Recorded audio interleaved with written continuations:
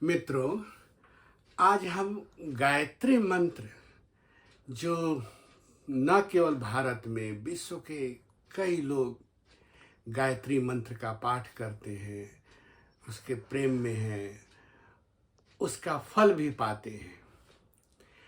उस गायत्री मंत्र का हो सकता है कि हम सबों को उसका अर्थ पूरा पूरा न मालूम हो, या मालूम भी हो तो एक बार पुनः उसकी चर्चा करने से मुझे लगता है बेहद लाभ होगा।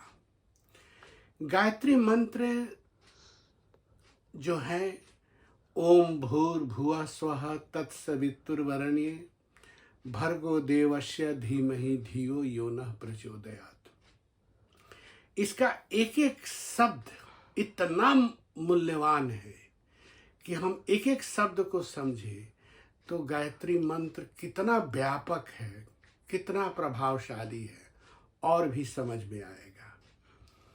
जो मैंने अपने गुरुओं से, किताबों से, प्रवचन से समझा है, प्रयोग में देखा है, जिसका अनुभव किया है, उसकी चर्चा मैं आज आपसे करूंगा। एक एक शब्द को समझेंगे। आज हम ओम शब्द पर थोड़ा विचार करें।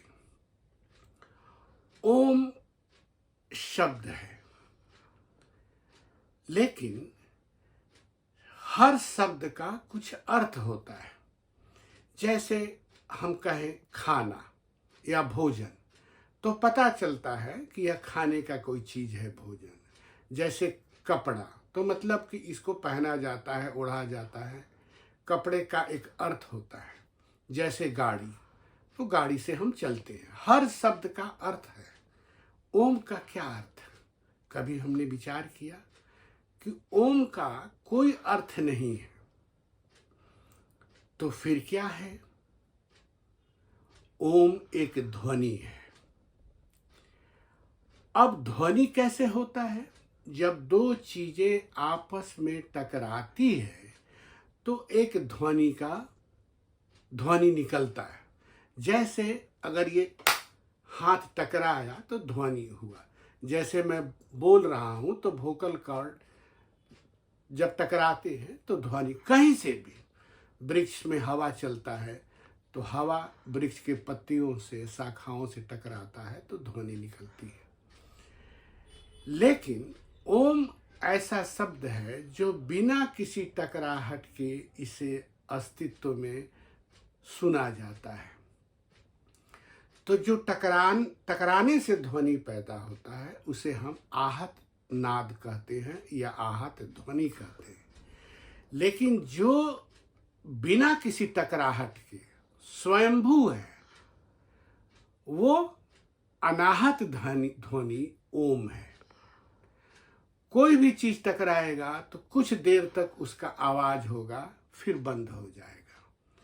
ये ध्वनि, अनाहत ध्वनि ओम ऐसा है जो सदा से है, सब जगह वर्तमान है, और चाहे नीचे हो, ऊपर हो, स्पेस में हो, इसे कहीं भी सुना जा सकता है। अब तो साइंटिस्ट भी कहते हैं कि हाँ, स्पेस में एक ध्वनि है जो निरंतर बज रहा है, निरंतर उसकी गूंज, उसकी आवाज सुनाई देती है। यह सनातन है, शाश्वत है और सदा प्रेजेंट में है। यह एक ऐसी अनाहत ध्वनि है। और इसकी महिमा क्या बताऊं? जो संत जानते हैं, जिनका अनुभव है, वो कहते हैं ओम कह दिया सब कह दिया, ओम समझ लिया तो सब समझ लिया। ओम के पहले और ओम के बाद तो कुछ है नहीं, सब ओम ही है। और हमारे यहाँ भी देखें, हमारे जितने भी अवतार हैं, भगवान हैं, सिद्ध देवता हैं, तो पहले हम ओम कहते हैं। ओम शिवाय नमः, ओम हनुमते नमः, ओम गणेशाय। ओम पहला पहला है ये ध्वनि। और इसे हर धर्म, ऐसा नहीं कि केवल हिंदू, इसे ईसाई हो, मुसलमान हो, सब अपने अपने थोड़ा बहुत हेर फेर करके इस ओम को समझते हैं या जानते हैं। इसकी कहानी अगर मैं कहूँ उदाहरण दे कि कहाँ और ये ज़्यादा, नचिकेता का नाम आपने सुना होगा। पिता उसे मृत्यु के पास क्रोध में आके भेज देते हैं। नचिकेता यमराज के पास पहुंचता है। यमराज कहीं बाहर गए रहते हैं। यमराज की पत्नी छोटा बच्चा को देखकर कहती है कि तुम आराम करो, यमराज जब आएंगे तो तुमको मैं मिला दूंगी। लेकिन वो लड़का कहता है कि जब तक मैं यमराज से नहीं मिलूंगा तब तक मेरे लिए आराम करना संभव नहीं है।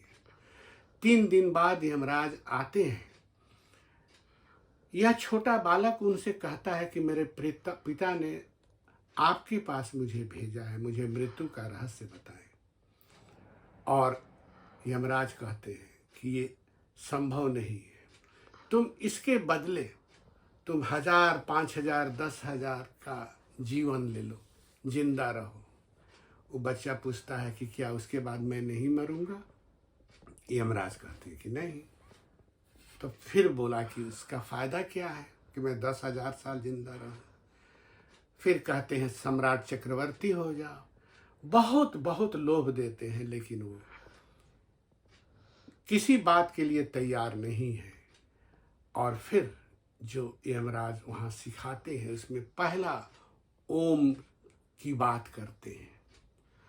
ओम एक ऐसा अस्तित्व में गूंजता हुआ ध्वनि है, जब हमारे अंदर जो मन का 24 घंटे वार्तालाप, इंटरनल डायलॉग, हम स्वयं ही बोलते हैं और स्वयं ही सुनते हैं। चाहे वो पॉजिटिव हो, निगेटिव है, क्रोध की बातें हो, घृणा हो, कामना हो, लोभ हो, वासना है, स्वयं बोलते हैं, स्वयं को सुनते हैं। तो निश्चित वह आवाज जो परमात्मा का आवाज है, जो आत्मा की आवाज है, जो अस्तित्व की आवाज है, जो भगवत्ता की आवाज है, उस ध्वनि को नहीं सुन पाते। जैसे ही हम निर्विचार होते हैं, हमारे अंदर विचार बंद होते हैं, कोई विषय नहीं, निर्विषय होते हैं, निर्वासना में होते हैं, तब वह ध्वनि जो बिल्कुल धीमे है, महीन है, एक संगीत है, इसे आप आत्मा का संगीत कहें, परमात्मा का संगीत कहें, तो वो सुनाई देने लगता है। और उसके सुनने से और उसमें विलीन होने से, अगर सांसारिक अर्थों में ले तो मैं कहूँगा कि यह कल्प वृक्ष मिलने जैसा है, कि इसके मिलने से हमें सब कुछ मिल जाता है। अगर आध्यात्मिक अर्थों में ले तो यह निर्वाण तक, यह मोक्ष तक ले जाता है। ओम का मतलब ही है यह ऐसा एक ध्वनि, एक ऐसा नाम जो सबका रक्षक है। ओम वह परमात्मा है जो सबका रक्षक है, सबका रक्षक है, सबका सेवियर है, प्राणी मात्र का। ऐसा नहीं कि केवल हिंदू का या केवल मुसलमान, केवल ईसाई, केवल सिख। ये जगत में जितने भी प्राणी मात्र हैं, इन सबको जो रक्षा, जो कवच, जो जीवन, जो जीने का आनंद, जीने की शांति, मोक्ष देता है, यह ओम है। तो ओम सुनते ही हमारे जीवन में वो सब अपने आप बरसने लगता है जिसके लिए हमारी आत्मा प्यासी है। तो आज हम थोड़ा ओम का विस्तार किए, अगली बार हम इसके आगे के शब्दों को लेंगे। धन्यवाद।